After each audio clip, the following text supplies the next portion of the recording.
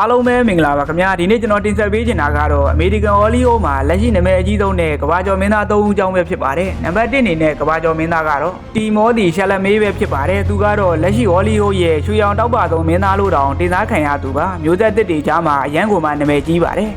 တီမောဒီရှာလမေးရဲ့ကြော်ကြားမှုကတော့ဒုံရုပ်ရှင်ဇာတ်ကားကြီးနဲ့ဝန်ကာရုပ်ရှင်ဇာတ်ကားကြီးတို့ကြောင့်တစ်ကမ္ဘာလုံးကလူတွေသူ့ကိုသိကြပါတယ်နောက်ထပ်နံပါတ်2အနေနဲ့ကမ္ဘာကျော်မင်းသားကတော့တွမ်ဟော်လန်ပဲဖြစ်ပါတယ်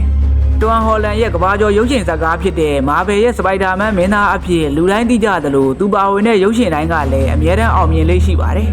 တွမ်ဟော်လန်ရဲ့ကြော်ကြားမှုကတော့စပိုက်ဒါမန်အပြင်အန်ချာတက်လိုမျိုးအရှင်ကားတွေကြောင့်လည်းနာမည်ကြီးပါတယ်ခင်ဗျာနောက်ထပ်နံပါတ်3အနေနဲ့ကမ္ဘာကျော်မင်းသားကတော့အော်စတင်ဘတ်တလာပဲဖြစ်ပါတယ်အော်စတင်ဘတ်တလာကတော့အဲဘေးရုပ်ရှင်နဲ့အော်စကာဆုစကားတင်ဝင်ခဲ့ပြီးနောက်ပိုင်းမှာဟောလီဝုဒ်ရဲ့ထိပ်တန်းစည်းရင်းဝင်မင်းသားဖြစ်လာခဲ့ပါတယ်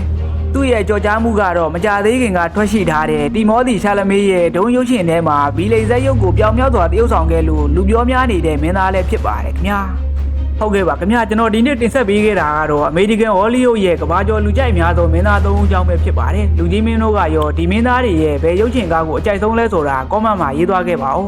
ကျွန်တော်ရဲ့ဒီနေ့တင်ဆက်မှုလေးကိုကြိုက်နေတတ်တယ်ဆိုရင်ကျွန်တော်အကောင့်လေးကို follow လေးလုပ်ပေးခဲ့ပါဦးเนาะနောက်နေ့ဒီမှာကျွန်တော်တို့ပြန်လည်ဆုံတွေ့ကြရအောင်เนาะ